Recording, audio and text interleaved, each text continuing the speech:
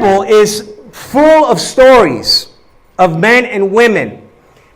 And what's so cool is that once Jesus stepped into the picture, he left us with these nuggets. He left us with these stories that in the Bible are referred to as parables. Everyone say parables. Parables.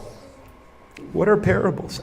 I'm going to tell you what parables are. It's as easy as this. You ready? They are word pictures. They are word pictures. How can they be both? Well, I have a word picture in front of you. And when Jesus shared parables with his disciples and others, he was trying to paint a picture. He was trying to tell a story, but he wanted you to visualize this at the same time. It's almost the same as looking at a logo. As soon as that went up, somebody over here said, McDonald's. Yeah, I'm loving it. Was that you? Okay. Right, Mickey D's.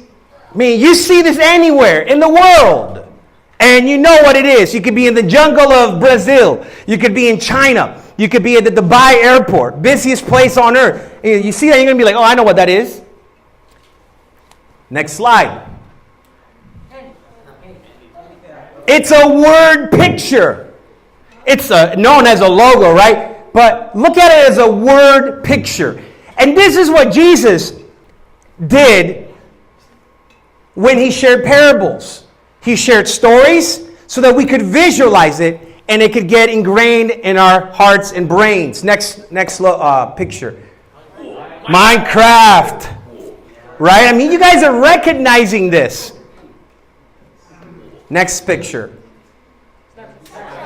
You see? I mean, and this is how he wanted to captivate you and I. He knew that at the moment he shared these parables, he had an audience. And guess what, Lily? And guess what, Josie? He knew that 2,000 years later, he was still going to have an audience. That's us. And so he wanted to lay out the groundwork, and he wanted us to be able to visualize these parables thousands of years later. Next slide. Ooh, I purposely picked this one that was a little more blown up to try to trick you. No, I knew you guys were going to see that right off the bat. Luke chapter 15.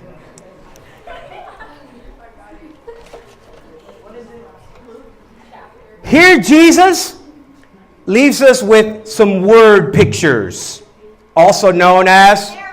Yeah, who said that? My man. And it's a remarkable story. We kind of talked about it last week. It's of the prodigal. Okay, so let's talk about the prodigal son. If you have been churched, in other words, if you grew up in the church, you know this story. If you're new to this whole church experience, I want to share this story with you because it's a perfect word picture of our lives when we choose to purposely, intentionally live away from God. So, chapter 15, Luke, verse 11. I'm going to start off the second half of the verse. It says, this is Jesus speaking. A man had 2 sons. How many sons? The younger son told his father, this is what the younger son told his father, I want my share of your estate now before you die. In other words, young men and women, he wanted his inheritance. So the younger son approaches his father and says, hey, I want my inheritance. So his father agreed to divide his wealth between his sons. A few days later, this younger son packed all his belongings and moved to a distant land. Did he move nearby? No. Distant. So here you have a son taking his inheritance and saying, I'm out. And moving far away. And I hope that doesn't ever get to be any of us where we decide to look at our Heavenly Father and say, hey, I don't want to be part of this family anymore. I'm taking everything that's mine and I'm moving out far from you.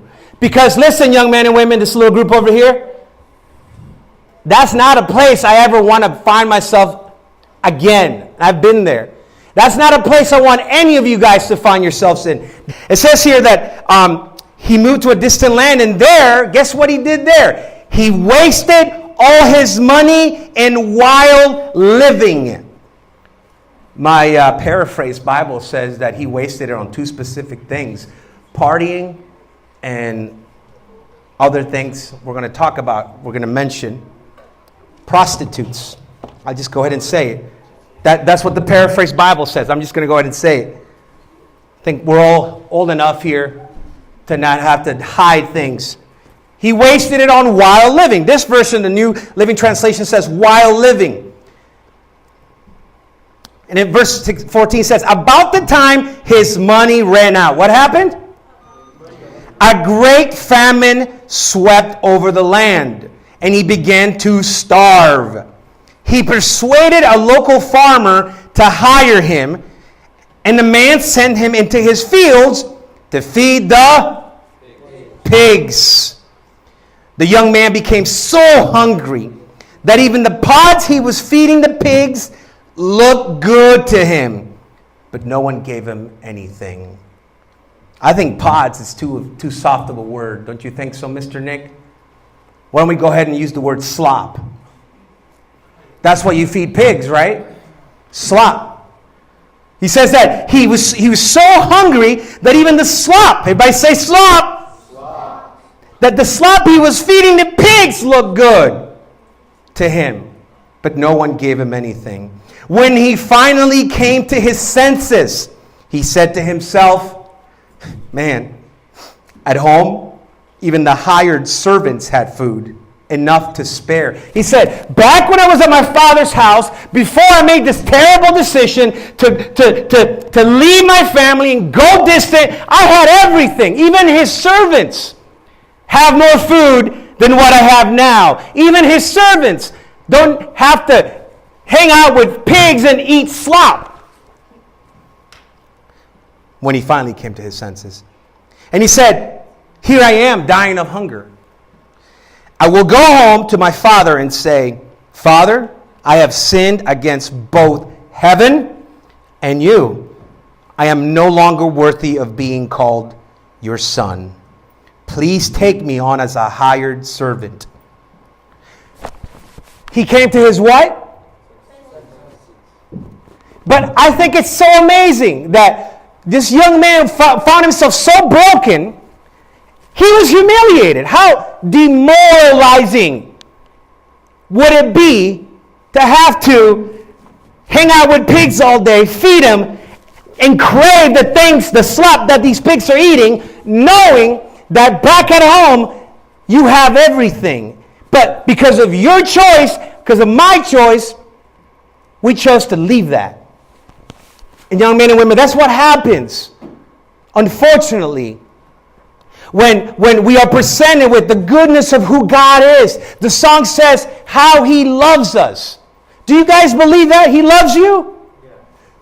Yeah. If you want to embrace that, if you really truly believe he loves you, that is the number one benefit that comes from having a relationship with God. He loves you regardless of whether you do or not. If you don't accept his love, he says, that's fine. I still love you.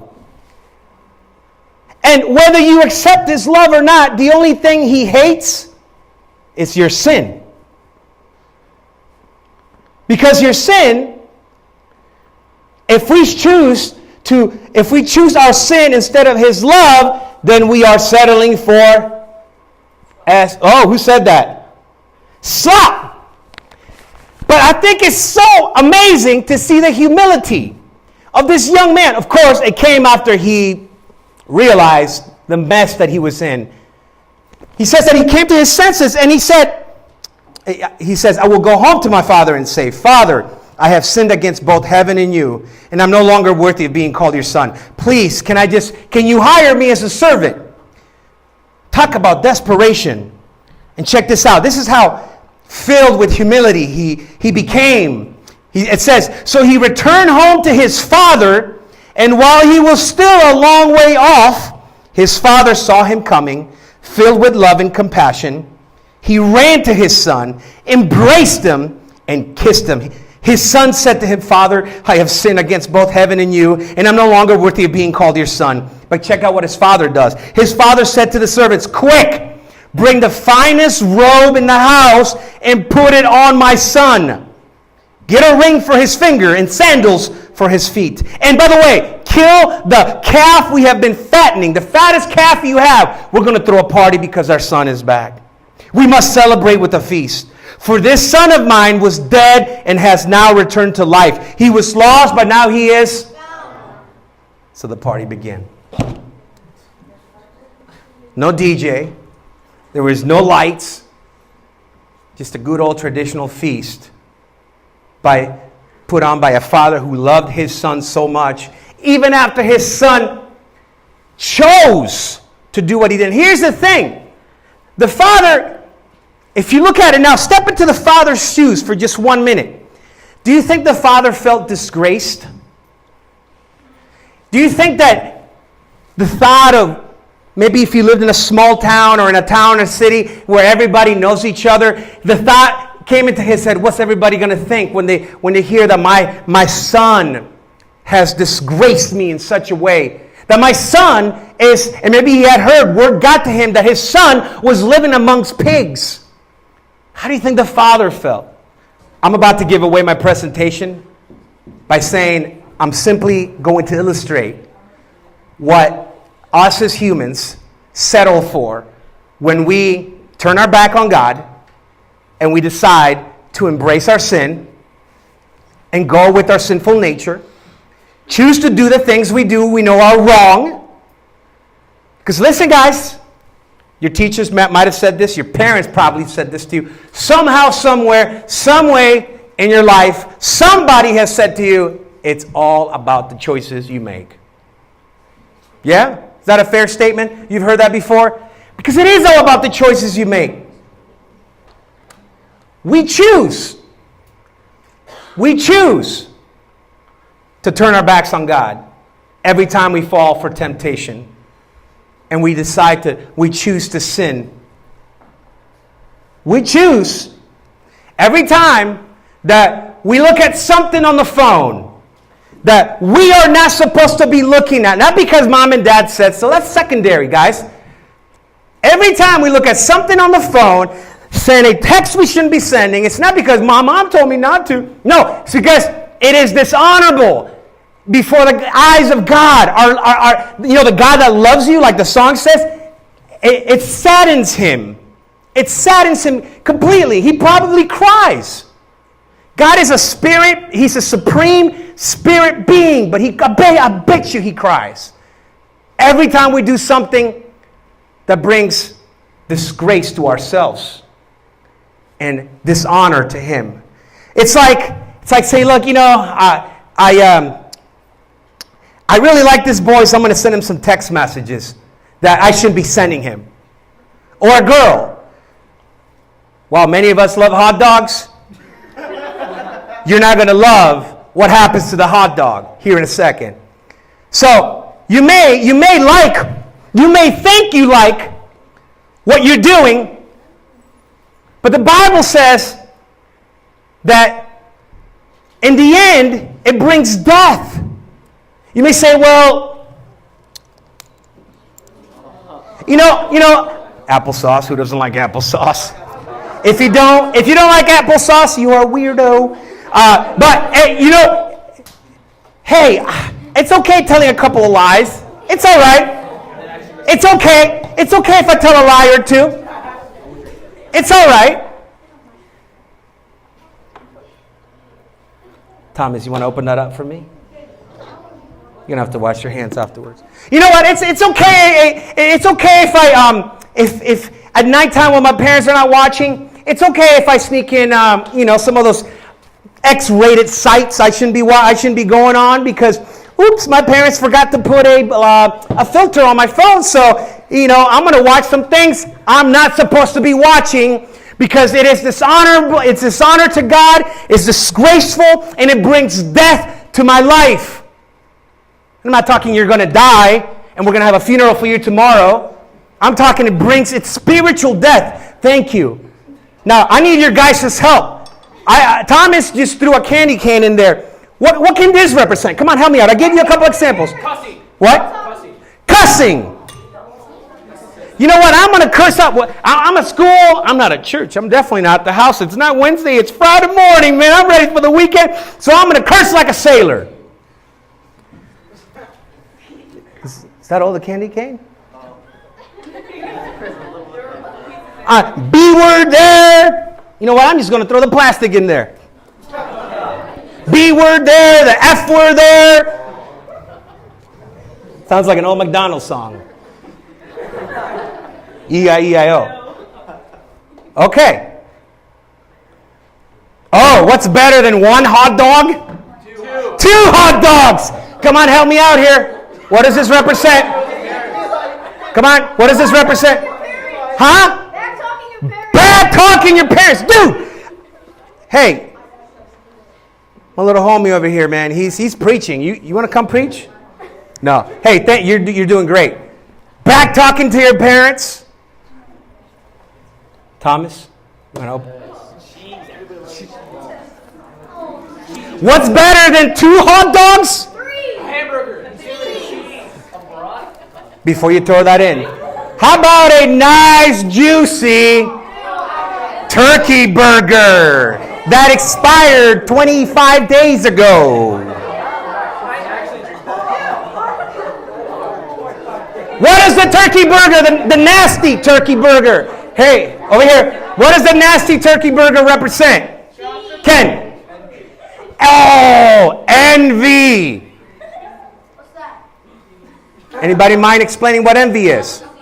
It's like jealousy. Oh, come on, preach, Mr. Tim.